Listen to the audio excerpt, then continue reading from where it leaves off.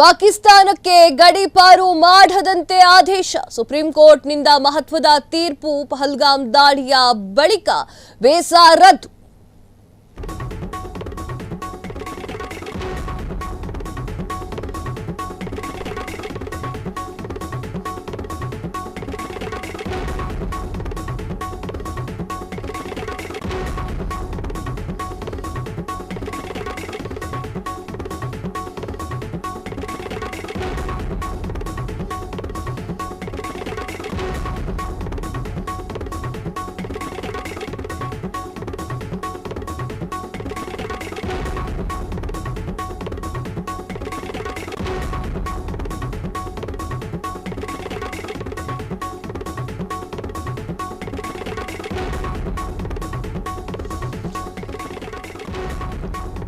ಪಾಕಿಸ್ತಾನಕ್ಕೆ ಗಡೀಪಾರು ಮಾಡದಂತೆ ಆದೇಶ.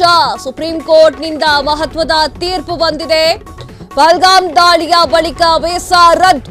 ಪಾಕಿಸ್ತಾನಿಯರು ವಾಪಸ್ ಹೋಗುವಂತೆ ಆದೇಶಿಸಲಾಗಿತ್ತು. ಕೇಂದ್ರ ಸರ್ಕಾರದ ಆದೇಶದ ವಿರುದ್ಧ ಸುಪ್ರೀಂ ಕೋರ್ಟ್ಗೆ ಅರ್ಜಿ ಸಲ್ಲಿಸಿದ್ದಂತಹ ಬೆಂಗಳೂರು ಮೂಲದ 6 ಮಂದಿ ಹೌದು, ಪಹಲ್ಗಾಮ್ನಲ್ಲಿ ದಾಳಿ ನಡೀತು. ಯಾವಾಗ ಆ ಒಂದು ದಾಳಿ ನಡೀತು, ಆ ಒಂದು ದಾಳಿಯಿಂದ ಕೇಂದ್ರ ಸರ್ಕಾರ ಏನ್ ಹೇಳಿತ್ತು ಅಂತಂದ್ರೆ ಇಲ್ಲಿ ಯಾರ್ಯಾರು ಇದ್ದೀರೋ ಎಲ್ಲ ಪಟ್ಲ ಕಟ್ಕೊಂಡು ಹೊರಡಬೇಕು, ನಿಮ್ಮ ಊರು ಪಾಕಿಸ್ತಾನಕ್ಕೆ ಹೊರಡಬೇಕು ಎನ್ನುವಂತಹ ಆದೇಶವನ್ನ ನೀಡಿತ್ತು. ಈಗ ಅದಕ್ಕೆ ಸುಪ್ರೀಂ ಕೋರ್ಟ್ ಒಂದು ಮಹತ್ವದ ಘೋಷಣೆಯನ್ನ ಮಾಡಿದೆ.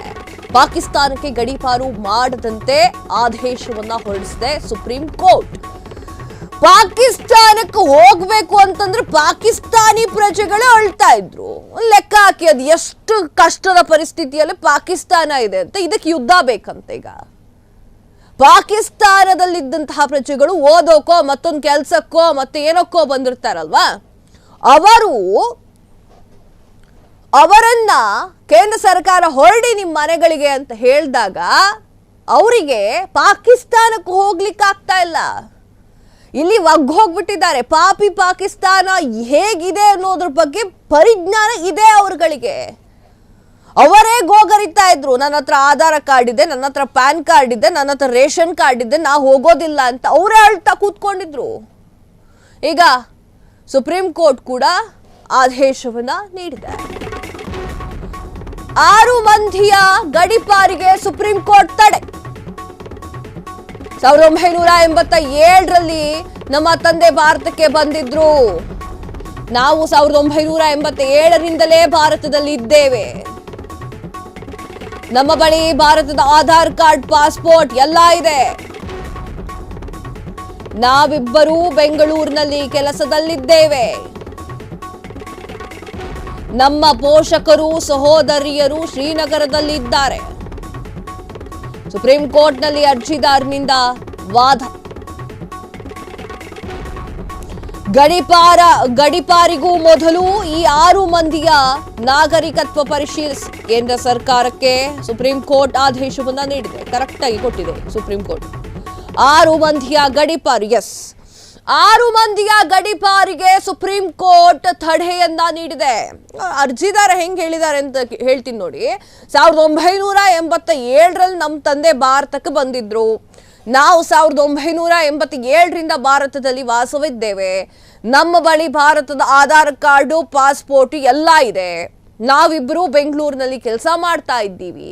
ನಮ್ಮ ಪೋಷಕರು ಸಹೋದರಿಯರೆಲ್ಲರೂ ಕೂಡ ಶ್ರೀನಗರದಲ್ಲಿದ್ದಾರೆ. ನಾ ಹೆಂಗ್ ಭಾರತ ಬಿಟ್ಟು ಹೋಗ್ಲಿ ಅಂತ ಅವ್ರು ಕ್ವಶನ್ ಮಾಡ್ತಾ ಇದ್ದಾರೆ. ನಿಮ್ಮ ಮೂಲ ಪಾಕಿಸ್ತಾನ ಅಲ್ವಾ? ಆದೇಶವನ್ನ ಕೊಟ್ಟಾಗ ಪಾಕಿಸ್ತಾನಕ್ಕೆ ಹೋಗ್ಲಿಲ್ಲ. ಯಾಕೆ ಹೋಗ್ಲಿಲ್ಲ? ಅಲ್ಲಿರುವಂತಹ ಪರಿಸ್ಥಿತಿ ನಿಮಗೆ ಗೊತ್ತಿದೆ. ಅಲ್ಲಿ ಹೇಗಿದ್ದಾರೆ ಜನರು, ಎಷ್ಟು ಭಯದಲ್ಲಿ ಬದುಕ್ತಾ ಇದ್ದಾರೆ ಅನ್ನೋದು ನಿಮಗೆ ಗೊತ್ತಿದೆ. ಆದ್ರೂ ಈ ಪಾಪಿ ಪಾಕಿಸ್ತಾನಕ್ಕೆ ಯುದ್ಧ ಬೇಕಂತೆ. ಈಗ ಆ ವಿಚಾರ ಬಿಡೋಣ. ಈಗ ಸುಪ್ರೀಂ ಕೋರ್ಟ್ ಏನ್ ಹೇಳಿದೆ ಅನ್ನೋದ್ರ ಬಗ್ಗೆ ಕಾನ್ಸಂಟ್ರೇಟ್ ಮಾಡೋಣ. ಆತ ಅರ್ಜಿದಾರ ಏನಿದ್ದಾರೆ ಅವರು ಈ ತರ ಹೇಳಿದ್ರು. ಏನಂತ? ಶ್ರೀನಗರದಲ್ಲಿ ನನ್ನ ಪೋಷಕರು ಹಾಗೂ ಸಹೋದರಿಯರು ಇದ್ದಾರೆ ಅಂತ ಹೇಳಿ ಸುಪ್ರೀಂ ಕೋರ್ಟ್ನಲ್ಲಿ ಅರ್ಜಿದಾರನಿಂದ ವಾದ ಮಂಡನೆ ಆಯಿತು. ಗಡೀಪಾರಿಗೂ ಮೊದಲು ಈ ಒಂದು 6 ಮಂದಿಯ ನಾಗರಿಕತ್ವವನ್ನು ಪರಿಶೀಲಿಸಿ ಅಂತ ಹೇಳಿ ಕೇಂದ್ರ ಸರ್ಕಾರಕ್ಕೆ ಸುಪ್ರೀಂ ಕೋರ್ಟ್ ಆದೇಶವನ್ನು ನೀಡಿದೆ.